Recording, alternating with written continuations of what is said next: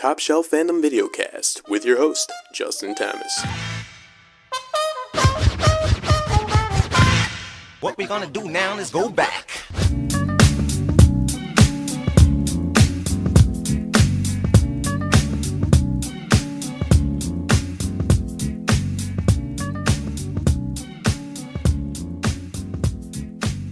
What is going on, everybody? Justin Thomas here with the Top Shelf Fandom video podcast. I am joined today by Robert from Geek. So excited to have him here. We're going to talk a little bit about A Song of Ice and Fire, Game of Thrones, and so on. Robert, you want to introduce yourself and let everybody know where they can find you and what you're all about? Hi everyone, this is Robert. My channel is Geek. It is a pleasure to be here as always, Justin. Love what you do and always happy to come on. If you want to find me on Facebook, Instagram, Twitter, just search for Geek and you'll find me. Absolutely. Yeah, and I can't recommend Robert enough. And today we're going to be talking about a little bit of Robert's work as well as doing a little bit of speculation on how we think Game of Thrones is going to end, because I don't think anybody's done that yet. So I think we'll be the people to break that wall down. So Robert has a really unique style because he has a great understanding of storytelling. You can convey your ideas very, very well in a entertaining as well as a informative way. And I love that style because I love the lore of A Song of Ice and Fire. And you recently have a series out. Well, it's been going on for some time, but are you just calling this the downfall of the Targaryens? I think if you go onto my YouTube channel, you'll find it's something like Robert, Rhaegar, Liana, and all that.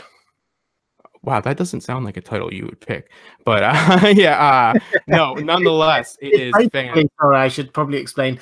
Basically, what I've done is I've done a series of videos looking at the backstory to Game of Thrones, which is the tourney at Harrenhal, Robert's Rebellion, the Tower of Joy, and actually what was going on, because there are so many mysteries. There's a lot of information we have, but also a lot of information we don't have. And I've been trying to work my way through in pretty much chronological order what was going on. Why did Venjenz go and join the Night's Watch? What happened at the tourney at Harrenhal? What actually happened in Robert's Rebellion? And then in a week or two's time, we'll actually get onto the Tower of Joy and trying to unpack what was really going on there. Yeah, absolutely. Because when George writes, and I'm going to say when he writes, because obviously he has a high quality level, but a low output level. And it is really because of his writing style. Every lecture I've heard him give or interview that I've gone over, you know, he is somebody that has a very unconventional approach to how he writes. He writes characters in his world, and then he finds a story within it. And that is a beautiful way to write. It is not an efficient way to pump out, like, you know, high concept Hollywood screenplays by any means, because you are going to end up with a really great end product. But if you're going to be writing a saga, you might not actually get to the end, because he is letting these stories develop as he's developing his world. And it's beautiful and it works so well. But the reason why I love this series in particular, Robert, and you also have the Traveler's Guide, which I really enjoy, is because the events of A Song of Ice and Fire and the lore, which A World of Ice and Fire is a great, you know, book if you want to get into that. It just adds to our immersion. And whether or not it's a Game of Thrones or just any television show or movie, you can't deny that being as immersed as humanly possible in a story is advantageous, because you want to feel like it's real. But there's many, many reasons why characters do things. You have a lot of different motives, goals, and desires for all characters. And that's what I love about it. And you explore what happened in Robert's Rebellion, because at the beginning of the story that we see on HBO, we know that there was a rebellion. Robert took over the nasty Targaryens. He defeated the Mad King. He stopped all of the tyranny and put an end to it all, right? That's all we hear, is how bad the Mad King was and all the awful things he did, which he did. I think there's no argument that he was the kind monarch by any means. But when you look at the rebellion, and I want you to jump in on this, you really see, especially the way you lay it out, how these lords that rebelled against him and the ones that also were supposed to be on his side, meaning on the side of the Targaryens during this time, they're not the greatest, just as George tends to do, everything's gray. They're not the greatest leaders either. And it kind of brings up an interesting idea. Are the Targaryens really as bad as they're portrayed, especially to maybe like a casual fan that just watches the series and knows that we no longer had the, the Mad King that was burning people alive? So, I mean, firstly, to pick up on a point you started with, George R.R. Martin, I don't think he's got low output. I will just say it now. He just, actually this month, he's going to be releasing Fire and Blood, 700 pages. Probably next year would be my guess. He's going to be doing The Winds of Winter, 1,500 pages. In the meantime, he's been doing so much extra stuff. He's got Night Flyers. He wrote an episode a season for the first, I think, 4 seasons of Game of Thrones. He's been writing Dunk and Egg. He's got quite a high level of output, in my view. It's just that he does not deliver the things that you and I perhaps always want him to be delivering. And that's fine. He's allowed to do that. It's just that his output, although at a normal level, is not necessarily exactly what we want him to do. In terms of the rebellion and the Targaryens, thank you for those kind words, by the way. That's really nice of you. Are the Targaryens bad? I think what we have to do is unpack the whole idea about what works for 99.5% of the population, because everything we see in A Song of Ice and Fire and in Game of Thrones is from the perspective of the nobles, and it's from the perspective of the people who have won out of this system that has been created. You might look at someone like Tyrion and say, yeah, he's been trampled down by the system, which he was, but he was brought up in huge wealth. He had servants working for him. He could get books. He knew how to read. He understood things. The vast majority of the people, what slightly pejoratively known as the small folk, these people probably don't care huge amounts about what's going on with the nobles. What they care about is what's going on in their lives, and what they want is the freedom to live their lives. So my suggestion back to you, Justin, is that were the Targaryens good is actually a question of, is the system good?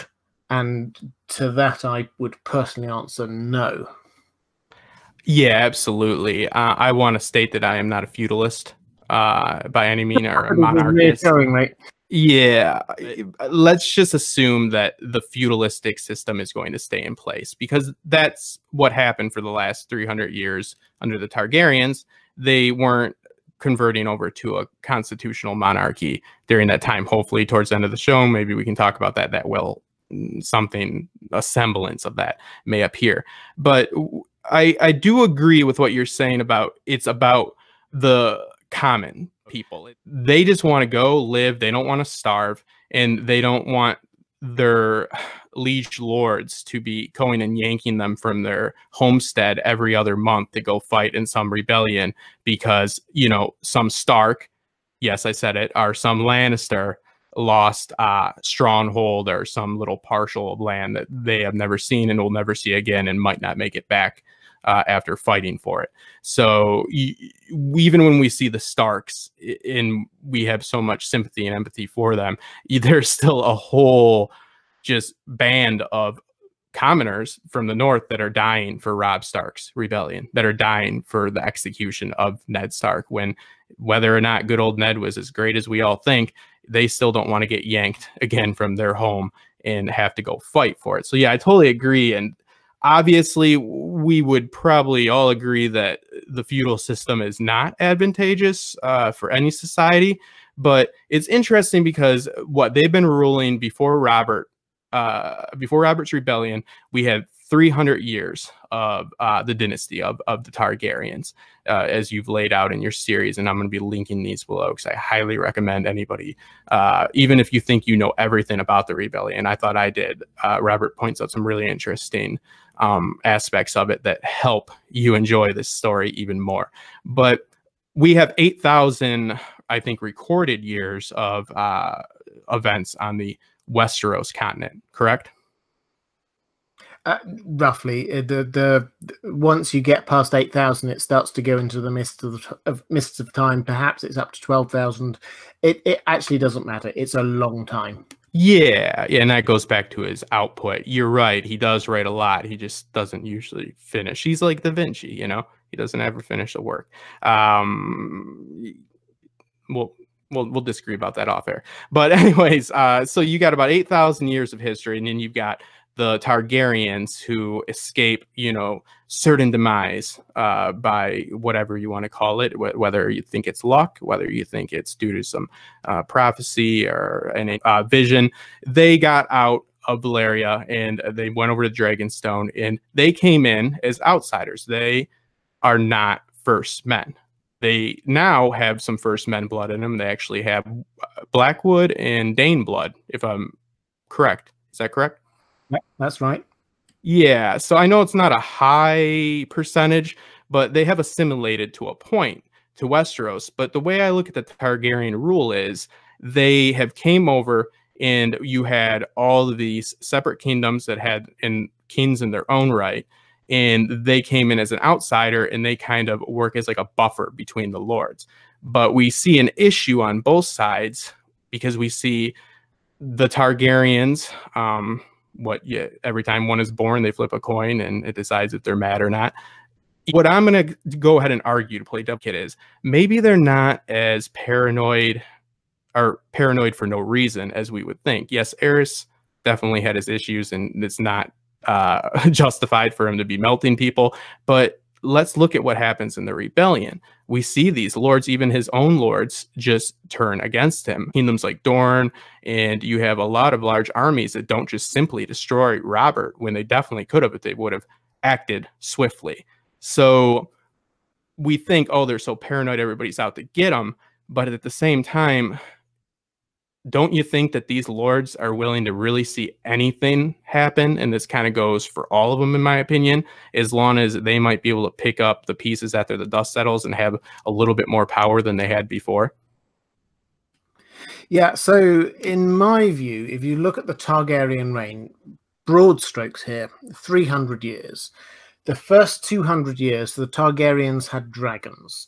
And dragons are such a game changer that they could basically tell anyone to do whatever they wanted, and they would not rebel, because you would just send a dragon and burn down whatever city. That was such a huge difference that the Targaryens had. So for the first couple of hundred years, the Targaryens were untouchable. And during that 200 years or so, there was broad peace. Now, we can discuss whether or not the fact that peace as a result of somebody saying, hey, you can have peace as long as, you know, if you rebel, then I'll come and burn you, is good peace or not, but there was peace. The last 100 years of Targaryen rule, they did not have dragons. And in that period, there was rebellion after rebellion after rebellion. Now, that they hung on for a long time, and it was only with Robert's Rebellion that they finally fell. But during that time, it was not a happy time for people. So this is where we get and yeah, we were talking beforehand, and I sort of jokingly said, hey, governance theory. This is where we get into what actually is good for the people.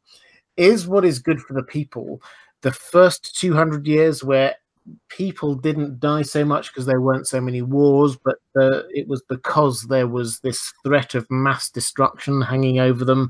Or is it the second bit where there was this huge amount of civil wars, but they didn't have this threat of mass destruction? Or is it the third bit where we see after Robert's Rebellion where the dragons are just not an issue and actually people can try and self-determine a little bit more what actually is the best for the people? And I'm always on the side of the people, because I think that this is what George R.R. Martin is trying to get us to understand. He tells the story from the side of the nobles, but he's wanting us to see it from the side of the cripples, bastards, and broken things, and the people who do not have the power. Yeah, absolutely. And I've had this idea that Robert's rule, even though a lot of people have it's a popular opinion that he was a terrible king, correct? Because we're told he's a terrible king in the series. But we're told he's a terrible king by only the insiders. That literally Ned comes to court and doesn't know about even the financial issues until he sits on a small council. The people of Westeros probably were pretty happy during Robert's rule. There was the Greyjoy Rebellion, but I mean, come on, that's like every other month. And they quashed that pretty quick. But there was relative peace. And I like what you said, because it's an ethical issue. It's fear-induced peace, or by threat of certain death, is that good for your actual society or not? I would argue yes. I would argue that it's really just whether it's dragons or not. It is just the fact of if you have a strong center of power, you're going to be able to keep the lords in line, meaning you're going to have less internal conflicts, and people are going to have less, at least, civil wars and rebellions. Because I guess the idea is, do we think that the Targaryens kept outside, external dangers at bay? Do you think that they were effective in that? Do you really think that Westeros is more worried about external dangers or threats, rather than their own civil wars? Because it seems like they have a lot more internal problems than external, in my opinion. Yeah, so if we're leaving the White Walkers, out of this, then Westeros has actually not had much by way of fear of external invasion. There was the First Men, there was the Andals who came in, but since then, not so much. You could look at the Blackfire rebellions as being an invasion, but generally speaking, most of the time, Westeros was pretty self-contained, and I don't think, generally speaking, the Targaryens affected that so much. It was an issue of who was in control, who had the power, and what was actually happening on the ground in Westeros more than anything else. And so we had the Children of the Forest who got pushed out. We got the First Men who got pushed, not out, but out into the extremes by the Andals. And then you had the Targaryens, who, let's not forget, the Targaryen, we call it the Targaryen invasion. It was 3 people and dragons. It was fear of dragons that was that invasion. And they went in and they destroyed things because of dragons, not because of the huge weight of numbers of the Targaryens. It was not that. There were 3 of them. And since then, really, there wasn't much by way of outside invasion either. The Blackfire rebellions were just an offshoot of the Targaryens, who went over to the Free Cities, and then when they thought they had a chance, came back to try and retake the throne. So no, this is an internal Westeros thing, really, rather than and it always has been, not just during the Targaryen reign, rather than caring about invasion from elsewhere. That's what I find so interesting, because of course what we're dealing with now and what is coming in now, I believe, 5 months, they announce April for sure, right? Yeah, so season 8 is going to be April. We don't know the exact date, but it's probably towards the end of April. Yeah, it'll probably be around the 21st, so they can get in for their nominations. But what I find interesting to do is kind of separate, like you said, because we were speaking a little bit before, I kind of want to separate the Night King from the situation, because I think that is going to play out one way or another. I think that there's no way that that's just not going to get resolved. So in the end, we're going to have to deal with what's going on in Westeros, meaning whoever's left, they're going to have to put some sort of a government together. So what I'm getting at here is, do we think the people, if the Night King was not involved, because that is definitely going to bring people together.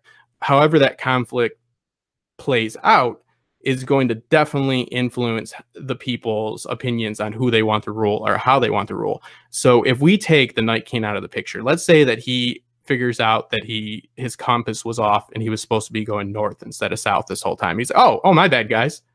I've been pointing at you and I've been, coming at you. I knocked down your wall. I'll get somebody over next week to fix that. I was supposed to just keep heading into the lands of always winter. My bad. And he goes back, and then we're stuck with Dany, Jon, and the Lannisters. What happens then? What do the people want? Do the people yearn for a Targaryen, rule again? Are they looking to change up their government? Hopefully they are. But let's face it, societies don't change overnight, and they're used to one thing. They don't know what a constitutional monarchy is. It's going to take some time. What do we think about Dany's presence in Westeros and how the people would see her? Because I think that the idea that the Targaryens are just, whether or not they ruled through force, which they did, and they took over with an army, or they took over with 3 people and some dragons, really, in my opinion, doesn't matter as much, because you can have a full army of sellswords, and that doesn't mean that you are a great leader. I guess there's an argument for you had to do it in the kind of the time period, the space of the War of the Roses. You had to fight if you were a king. You had to be in battle. That was expected of you. This is not a time of just sending out your generals and your lords. You had to be on the battlefield in those times, and you had to have that warrior mentality. But I really don't think that the dragon much of a difference when you look at it as a lord with a lot of soldiers, an overwhelming force with soldiers, or a dragon. So do we think that the external forces would rather have a Targaryen in rule, or they'd rather have a Lannister or a Stark? Do you think that the Targaryens kept others away? Well, so Essos is not one huge entity. Essos is a number of city-states. We've got the free cities, and then we've got Slaver's Bay, where there are links between the cities, but still they're independent cities. Individually, none of those cities are strong enough to take on Westeros. That's the fact. The only city that really cares about what's going on in Westeros, in my view, is Braavos. And that's because of the Iron Bank. The Iron Bank, as it stands in the books, is owed a huge amount of money by the Iron Throne. On the show, Cersei's paid that back and then taken on another new loan so that she can get the Golden Company. So what we've got is a situation where Essos don't care. Essos do not really mind what's going on in Westeros. They care in terms of trading. They would quite like to have a continent that is stable so that they can keep on trading across the Great. There's a really strong trade route that goes across from White Harbour to Gulltown to King's Landing, around to Old Town and up to Lannisport. That's a really strong trade route that during the wars that are happening in Westeros is being disrupted, and that is impacting on the cities in Essos. But we shouldn't see Essos as this great mass that are thinking about, can we invade? They're caring about themselves. Essos is so much bigger than Westeros. Westeros is like this small annex to them. They don't care huge amounts about it. What they care about is Westeros stable? They will care if the others start taking over Westeros, because that might impact on them. But they don't mind who's in charge as long as they pay their debts and they've got that strong trade links growing up. That's not the issue. In terms of whether it's Lannisters or Targaryens, well, no, that doesn't matter. I guess that if the Targaryens took over and had huge dragons and then thought, you know what, let's start up the Valyrian Empire again, that would be an issue. But that's not, I think, where this story is going. This story is about the balance between ice and fire, between the White Walkers and the dragons. And if the White Walkers move away and then the dragons will move away, we're not going to get a situation where the dragons triumph. Both ice and fire could destroy this world, and the world in between, as personified by Jon, has to be human. It has to be about humanity taking control and trying to build for itself a vision of what the world should look like. So the wider world doesn't care as long as it has what it wants from it. In Westeros, they don't care who's in control as long as they can build their life.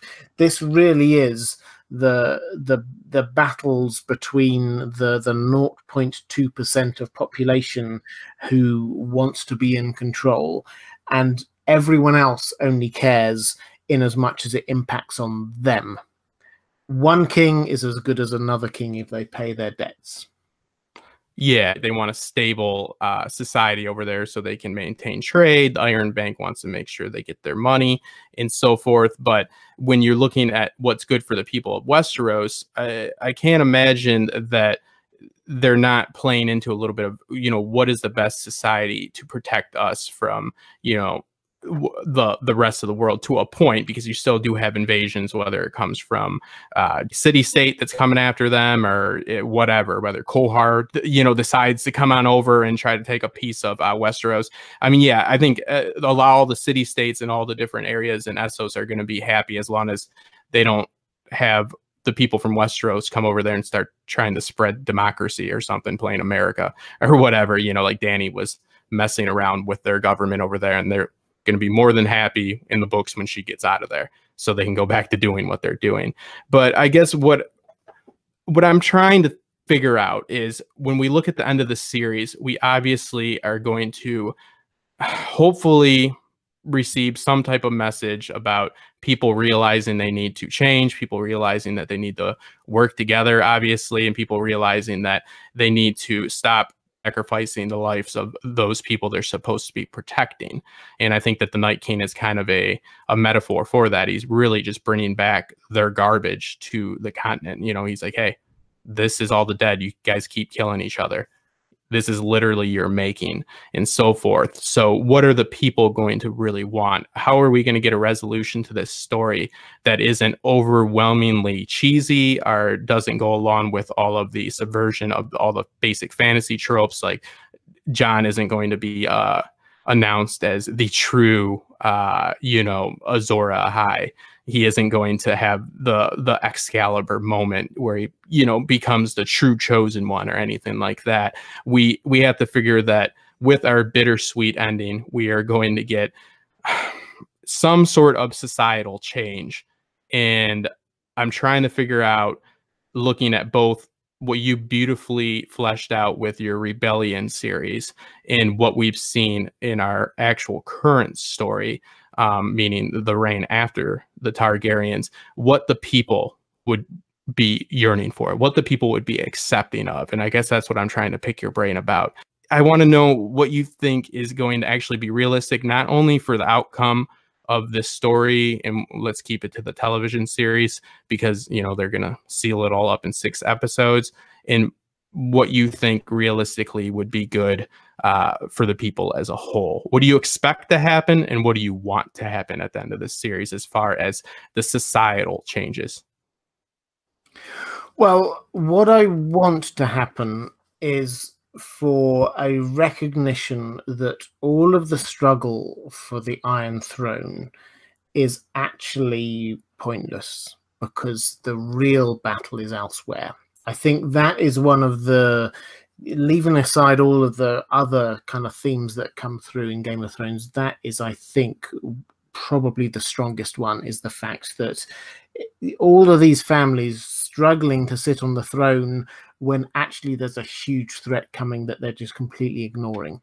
That is, so what I want is a recognition that all of those struggles for power are meaningless when there's something else going on. Now, I think that means that you can't end up with the Iron Throne being there, because I think that if you just revert to where you were before, then you haven't learned any lessons, and so the whole story is pretty much meaningless if you just have the same system. So I want some kind of change. That's what I want. In terms of what will be there, I don't know. I think the thing that the show has done is tried its best to stay true to the themes of the books, but also be as slimline as possible in the storycraft. Now, I think what that means is that we're going to see a lot of the same kind of surprises that we will get in the books happening in the show, but also they will cut out a lot of the nuance of the ending. Now, that's not bad. I know there's lots of people who hate on the show for being quite simplistic in their words, but it's a different art form, and the art form is a lot more visual rather than contemplative and thinky. So it's what we've got in terms of the show is something where we need an ending that feels satisfying, and an ending that feels satisfying, I suspect, will include the White Walker threat going away in some way. That has to be dealt with. Also, fundamentally, it has to include some idea of why on earth the White Walkers are doing what they're doing. We have to have some understanding of where they're coming from, why they're doing what they're doing. And that, I think, requires a little bit more about the background of why they were there to start with, and therefore what they're trying to achieve. So that, I think, will definitely happen. What will happen at the end in terms of the governance and the Iron Throne, I wonder, and this isn't a popular view, but I wonder whether they will actually leave it slightly more open-ended. Those of us who are very kind of book readery want this very clear understanding of this is the political situation going forward. This person's going to rule that area. That person's going to rule that area. And this is going to be who's going to be the king or queen. And this is the constitutional arrangement going. That's not going to happen on the show. I am reasonably sure. I think that they were going to leave us with the satisfying ending. And the feel that in the books there is that George R. R. Martin is trying to get across is that we use the B word, bittersweet, huge amounts, but he is always trying to bring us back to the ending of Lord of the Rings with the scouring of the Shire, with this idea of after the huge battle there's just the tying up the loose ends, which works for me because that's been the last episode of every single season of Game of Thrones we've had so far. Episode 9, the penultimate episode of every season of Game of Thrones, has been the big battle, the big whatever's happening. We had the Battle of the Bastards, we had Ned being executed, the Battle of the Blackwater, whatever. It was the penultimate episode. The last episode is Aftermath. And so I think that is what is going to happen on the TV show. We're going to have the big battle or whatever it is, the solving all the issues in the big issues in the penultimate episode. The final episode is going to be setting up the tying off the last loose ends and the figuring out where we go from here. And I think in terms of a TV show, what works is not some kind of detailed description of what the constitutional arrangements are going to be going forward. That will be for the books.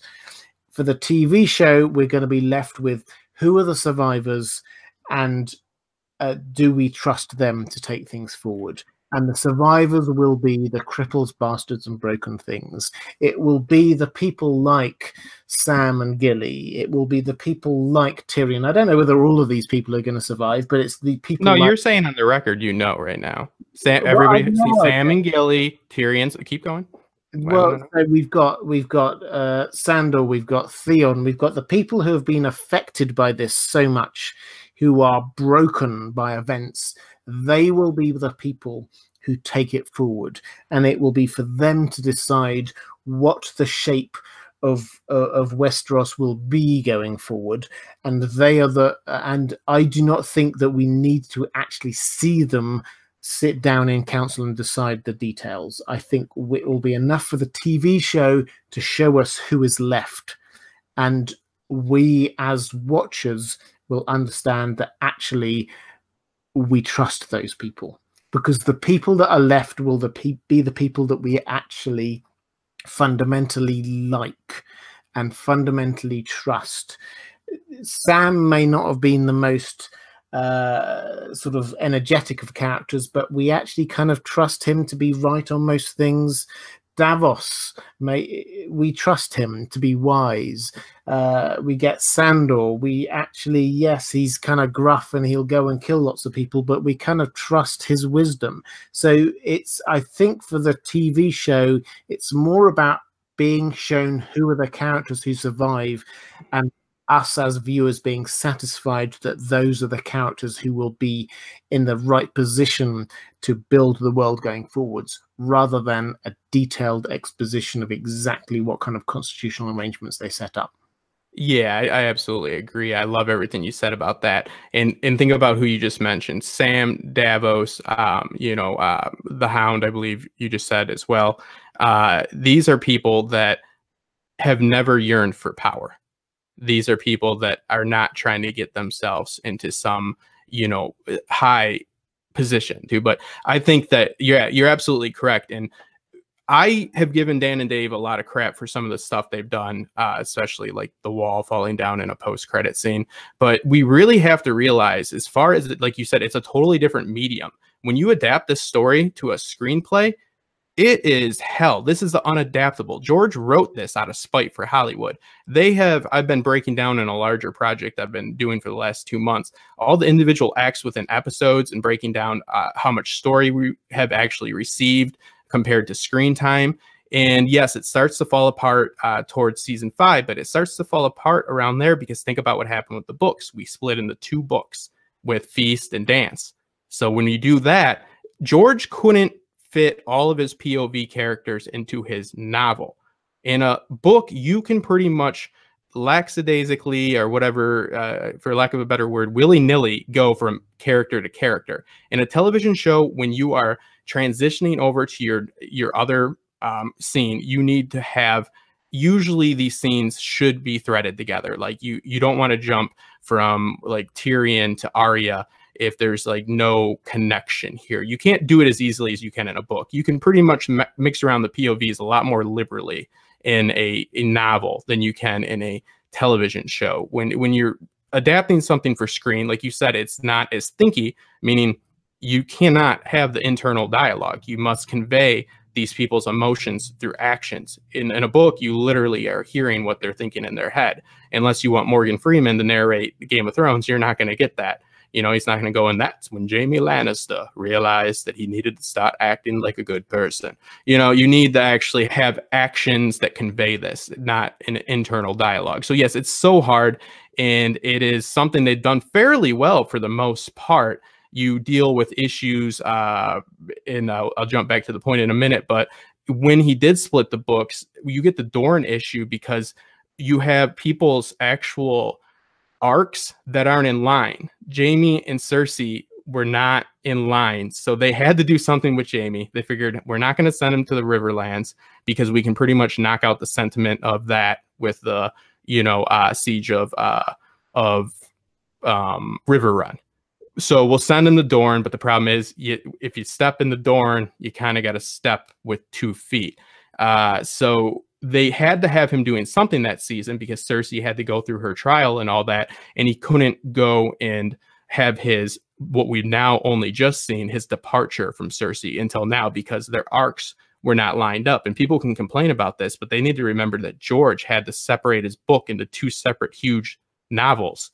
He couldn't even do it through a novel, which is, again, much more loose when it comes to switching around with people's POVs and so forth. So we have to give them a lot of credit. And when it comes to my expectations for the final episode and the final season, I totally agree. I think that there's no reason to believe that we're going to sit down and see them pick out Parliament you know, and get people elected and have, you know, certain agendas be, you know, put forth for a new society by any means. I think all that matters is we need to see characters that are left. And to what you said about cripples, bastards, cripples, and broken things, I think that at the end of this, everybody's going to be broken that's left, whether they were broken or not. I think that the Night King and whatever's going to happen in these last episodes is going to break even the strongest character, and it's going to bring them down to where they need to be. And I think that we are going to be left with characters that we know have an understanding that they need to change, and that will be the win. Like you said, we need to see people that we have faith in making decisions in the future. We're not going to see them again passing legislature and stuff like that. It's not going to, you know, turn into House of Cards or anything like that, or West Wing. But I think it's probably fair to say that the battle with the Night King might end up, and this is one of the last things I want to get your opinion on, as far as our penultimate battle, like you spoke of, which again shows good writing because they have their big action set piece always in the second to last episode, meaning they don't depend on huge action scenes for their story. It's not Michael Bay. They're actually working with a great story. So you have the actual conflict, the actions, and then you have what is the result of that. It's not just about who wins the battle. It's about what happens after they win the battle and what they do with that. And that's why you have fleshed out characters and a fleshed out story. So yeah, I think we're definitely gonna, there's no way it's not gonna come to a conclusion with the debt. I'm not as sure as you are, it seems, that we're gonna get a very good explanation of why the Night King is there, just by what's going on with these spin-offs, just by even the log line we've gotten for that, finding out the truth about, you know, the walkers and so forth and the long night. So I think it's gonna be a little bit more ambiguous than we would hope. But as far as what you would like to see with the conclusion of the fantasy-esque aspect of it, meaning the battle, and as far as what you think we're going to get, how satisfying do you think that that's going to be for you, and how satisfying do you think that'll be for the masses, the, you know, the wider demographic? Well, some people will never be happy. I mean, I think to slightly defend Game of Thrones here, the prequel that has been greenlit was only, or the pilot, the prequel pilot that has been greenlit, was only greenlit after season 8 was written and filmed. So Dan and Dave, who are not involved in the prequels at all, they are not doing what they're doing on the basis of, oh well, we'll reveal a bit more information in another thing. So Game of Thrones should be self-contained. I think that they will want it to be self-contained, and I hold to the idea that the single biggest mystery that is yet to be revealed is why on earth are the White Walkers doing what they're doing? What is the deal with the Night King? That is the thing that, for me to get some satisfaction from this, I need to know. I can speculate, but I need to know what it is that they are wanting. Otherwise, they are just this kind of like evil machine that just rolls forward trying to kill people. And I don't think that that is what George R.R. Martin wants, and I don't think that's actually what Dan and Dave want. I think that they want this to be a multi-layered kind of show that just not just got bad guys and good guys. So what will I be happy with the ending? I'm actually quite confident. I have to say I'm quite confident because I am treating this as a different art form. I think the people who are going to be less satisfied are the people who are quite focused in just on the books and are viewing the TV show as an inferior version of the books. That's not where I'm coming from.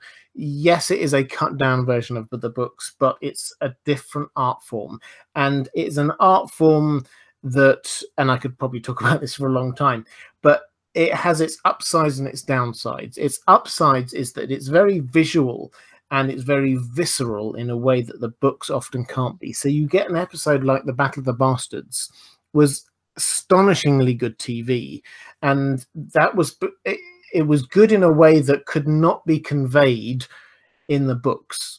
It was the action sequences of that battle were astonishingly good, showing you the brutality, the randomness, the callousness of war in a way that it would take a lot longer to describe in a book. And that was, for me, that was Game of Thrones at its best. Similarly, the next episode with Cersei and the destruction of the Great Sept, that the build up to that, with the growing, the showing not telling, the music, everything that was building up to that was exceptional TV. So when Game of Thrones gets it right as a TV show, it can get it right really, really well. And that, for me, is what makes it so good. And that does not in any way do down the books. I think the books are a separate art form. Somewhere around, you talked about season 5, it was somewhere around there, season 4 or 5, we get, in my mind, a kind of a shift away from an adaptation of the books and to a series of TV episodes that are based on the books. Yeah. And we shouldn't say that they're inferior, they're just different. So what will make me satisfied is if everything that we've had from the TV show is paid off. And I think they can do that. 6 episodes is a short period of time, but they've cut it down. They've focused it very much in on what's there. Are we going to learn about why the White Walkers are doing what they want? Are we going to get a conclusion to all of the main character arcs, to Jon, to Dany, to Sandor, to Cersei? If we get all of that, and I think it's entirely possible, then I will be satisfied. That doesn't mean I don't want to read the books, because I think the books will have a whole extra layer, and I think it will be very different. But that is what will make me satisfied. I think what will make some people dissatisfied is that it will be a cut-down version of what the books will show, and that's okay. It's not fair. That's fine. They're doing their thing, which is different to the books. Yeah, I absolutely agree, and I've been hard on them in the past, and I think other people are much harder on them. And, like I write, and it is not just an idea that it's a different thing in your opinion. It's absolutely different. It's not fair to compare the books and the television show really at all. I mean, of course, I have a shirt that I sell on Teespring that says the books were better, said every book reader ever. Of course, because books give you that internal dialogue and it gives you so much more insight into it. But again, you have your pros and cons of both. A television show, or the medium of television or film, you get the visual, and they are conveying emotions visually. So you don't have the slight nuances of Jaime's internal dialogue and him, going through the Riverlands and dealing with the lords, and that slow burn. That doesn't play on screen because, again, unless you want to do a voiceover, a narrator, you're not going to be able to do something like that. They need to have actions convey the characters, goals and desires. You only see true character through their actions when their backs are against the wall. So what I meant when I talked about when it gets to season 5, it starts to get messy, is I'm actually defending it, because when it gets to season 5, that's where you get pretty much to the book split. And George couldn't actually even handle the story threads in one book. He had to split it up. So how the hell are you going to deal with that on a television show that you need to knock out? And it needs to be high concept, meaning it appeals to a wide demographic of people, and you cannot be having a whole bunch of internal politics over in Essos for days and days and days on the television show, or years and years and years. You need to convey everything visually, so people are like, oh, it was so much better in the books, it's kind of cheesy on the show. It's like, well, they need to have big actions happen to show these changes. You're not going to get the nuance of the book. But again, it's like comparing, I don't know, like a car to a boat. It's like, well, that car, the boat was better. Well, the boat was better for water. The car's better for the road. It's, you know, you're not traveling on the same path. You have to just separate it completely. With Dorne, again, they had to make that decision of, we can't have Jaime depart from Cersei. They can't have that split that soon, because Cersei's storyline was not caught up with Jaime's, and they don't have the luxury of saying, well, we're going to only have half of our main characters for one season, and then we'll do another season with the other half like they did in the books. You can't do that. I mean, they kind of did it with Bran, but that was about it. So I totally agree. It's really not fair at all. And I think that when it comes to, are we going to be satisfied? I think I'm going to be satisfied. I'm always much more fulfilled with this show or any show I cover than I come off, usually in my videos, but that's just because I believe that it's important to be critical of what we, you know, enjoy and what we love, and to be able to still enjoy it while picking out, you know, what we did not think was handled well and so forth. But as far as my expectations for the fantasy battle, I like how you put it. You know, when I say fantasy battle, I just mean the Night King. I really don't have the faith that we're going to get a real solid conclusion when it comes to why he is actually here. I think, and I just need your opinion on this, they're going to lean more towards a reveal of who the Night King is, more so than why he's there, if that makes sense. I think they are going to depend on revealing that he is a Stark, or he is some, you know, some actual person from the lore that is going to have a shock effect, and it's going to just change your perception of who the Night King is, because it's going to humanize them, which they already kind of did with the Obsidian and the flashback. Or I kind of lean more towards, you're not going to get a solid explanation of why they're there, but you're going to get an explanation of who they were, if that makes sense. It does make sense. I think that would be a little bit of a cop-out to me. I want to understand why. Just saying that this was Bran the Builder's uncle, that doesn't tell me why he's wanting to kill lots Fred of the Builder. It's Fred? Well, whoever it is, I don't want to know just who they are. I want to know why they're doing what they're doing, because this is a huge existential threat to humanity. That we know that they have a language, they have an intelligence. Why are they doing what they're doing? We need to know that. Just simply saying, okay, so this was a member of House Stark who got turned into the first White Walker, and then he just like hung around for a few thousand years before deciding to take revenge. That doesn't work for me. I want to know what's going on. Why does he come back now? What's the aim? Is he after humanity? Is he after the children of the forest? Does he want to be turned back into a human? Is it a matter of, is it kind of like a Frankenstein thing where he just needs somebody to understand him? He needs the Night Queen. What is it? I need to understand some sort of motivation. That I am sure will happen in the books. I want it to happen on the show, because otherwise this just for me descends down into good guys versus bad guys. We had and there were a few lines last season that did make me worry, where you get Jon Snow talking about, this is about the living versus the dead. This is not about the living versus the dead. Jon Snow died and came back. Beric died and came back. This is not about the living versus the dead. This is about the people who have been turned into what George R. R. Martin refers to as another kind of life, versus the living and those who are now undead in some kind of way. It's a complicated battle, and George R. R. Martin is very much about, the answer is not war and death and destruction and devastation. There's a better way.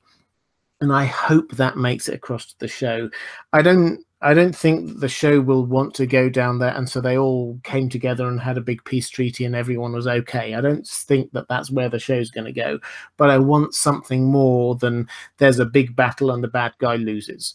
That just, for me, that would not do justice to it, because then we would be left with actually quite a bog standard fantasy where you get the great heroic humans defeating the evil people who are trying to invade for no obvious reason other than the fact that they woke up and were quite angry.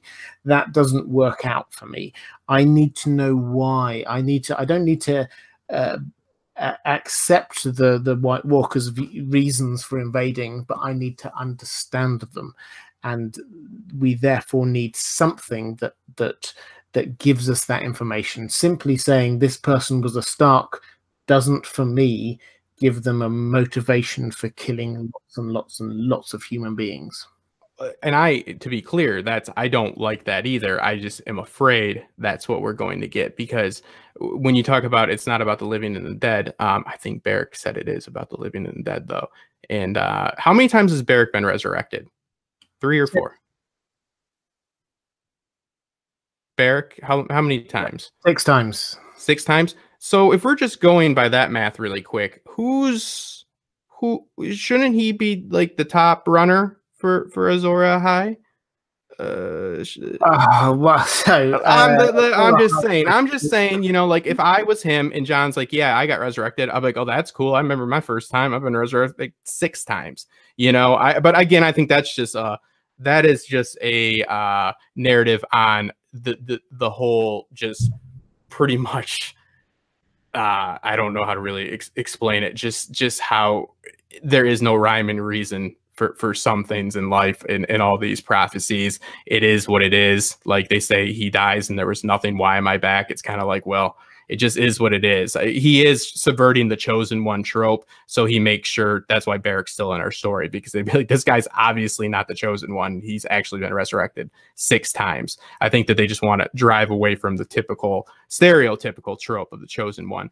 But as far as showing us their motivation for coming, I think that the Night King and the White Walkers, they were created as a weapon to stop war, correct? Well, the White Walkers, as we understand it from the show, the White Walkers have been created as a weapon because humans were wiping out the children of the forest. Yeah, so like a nuclear... That's the purpose of them, not to create peace, but to be a weapon. Well, but, you know, you create peace by stopping the war.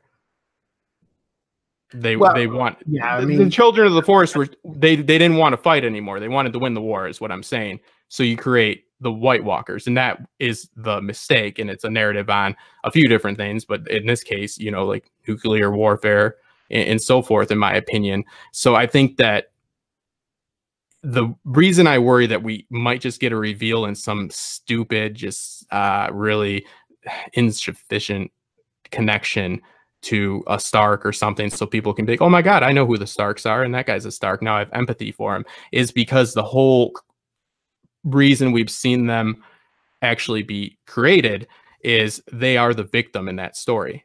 They are absolutely the victim in that story. I mean, he was tied up and he got obsidian shoved into his heart. So I think that they almost expect our empathy to be from there. But I do agree that they are going to have to, and it'd be really bad if they did not, give us some reason. Why are they here now?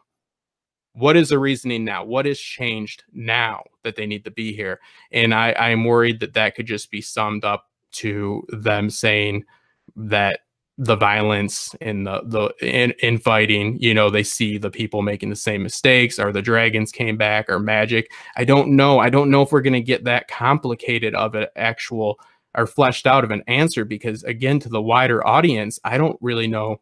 You know, when we're talking about the, you know, uncles and all the people we've convinced to watch the show, I don't know if they're going to be looking for that deep meaning that the book is going to provide.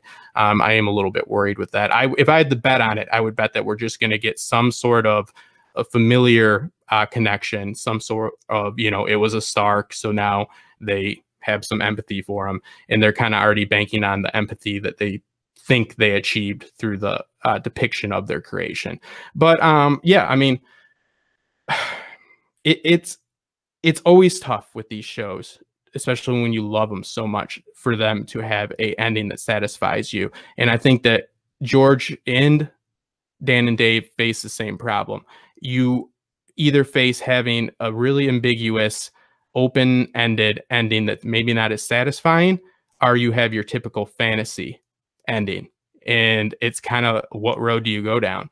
Because it's kind of hard not to have the good guys beat the bad guys in the end. If you don't do it that way, then you're just going to have a really ambiguous, like I said, open-ended conclusion. So it's going to be really hard to please everybody, and there's going to be people that are always going to be angry. I've loved what the series has done for me. I love watching your content. Like I said, with your actual tactical breakdown of the rebellion and all of your insight into the lore, even further than just the source material from you know, A World of Ice and Fire. It just makes it so much more enjoyable for me to go even and rewatch, because I rewatch it and I think about what I've seen through your work, and it makes everything I see happen on screen and every word I read in the books means so much more, because I feel that much more immersed into the story, because you provided me with a insight that I did not have before. You know, we all know there's a rebellion. We all know about the major battles and all that. And some of it's speculation, but hey, you're a pretty smart guy, so your speculation is good. You have a thought of why Venjenz went to the wall that is, you know, different than what you would probably think right off the bat, you know, just him being the younger son, like I said. But I really enjoy it, and I really enjoy content like yours. And, you know, I can't thank you enough for coming on here and talking about Thrones with me. And I'm sure that we will talk about the episodes as they air, and hopefully we're all happy. You know, you're not going to please everybody, but I'm hedging my bets on it. I would say we're probably going to get a pretty good ending as far as the society goes, meaning what they're going to do with their government, how they're going to change the way they rule, how they're going to try to make things better for everybody, like you said, the little people. And I'm probably not going to be too invested in the whole White Walker aspect, because I don't know if they're going to flesh that out as well as I'd like them to. But yeah, I mean, if you want to mention anything you got coming up, because you also have your second channel, which is the Well Told Tale. I think I always say that wrong. Is that correct? It's the Well Told Tale. So I have two channels. Thank you. My first channel is called Geek. I look mostly at the moment at Game of Thrones and A Song of Ice and Fire. I will be breaking down Fire and Blood Part 1, which is the George R.R. Martin new book, which is coming out on the 20th of November, looking at the history of the Targaryens. So I'm going to be breaking that down king by king and issue by issue over the course of the next couple of months, as well as carrying on with my normal Game of Thrones content. I also cover things like Westworld when it's in season, and I'll be covering a few other things over time as well. My second channel is called The Well Told Tale, and basically it's just me reading what I consider to be the best science fiction, fantasy, speculative fiction stories ever written. We've done The War of the Worlds. We're almost finished now with Frankenstein, and we're going to be moving on to a few more absolute classics of the genre. So if you like just listening to audiobooks, then please do go check it out. It's called The Well Told Tale. It's a YouTube channel, and it will soon be a podcast as well. There you go. He's making an empire, people. He's forging an empire. So no, as always, I really appreciate it. And this is our video cast. This one is a little bit different because I have a live video cast I have to get ready for in a minute here, where we will be giving away a beautiful Targaryen tie, a tie you can wear to the office, and a tie that you can wear to the next Con of Thrones and make everybody look like a chump. It's a Targaryen tie, and it's from cufflinks.com. It's actually pretty cool. They just got involved with our daily DVR. But the way this works right now for everybody, so you know, that I'm doing 3 of these a week, and I have been, despite everything going against me, I have been getting them out. And 2 of them is for everybody, and 1 of them are for Patreon only, because number one, I want to give something to my Patreons. They're lovely people. They're intelligent people that not only help me fiscally, but they help me create better content because they have intelligent insight, and it really helps so much to have that collaboration. I truly do hold my Patreon as a collaborative resource. It's a group of people that are invested in these fandoms, and I take the temperature of what people want, and we discuss projects to do. We do calls. If you want to see something get made, it does get made through my Patreon. Thank you, Robert. And make sure to go to both of his channels. Make sure to check him out. I mean, Robert is always covering Thrones. He's always covering Westworld when it's on, and all the other great fandoms that you guys like. So make sure to check him out. And thank you, Robert. And this will be going out to Patreon only first, and then this will probably be out in a day or so. So thank you again, Robert.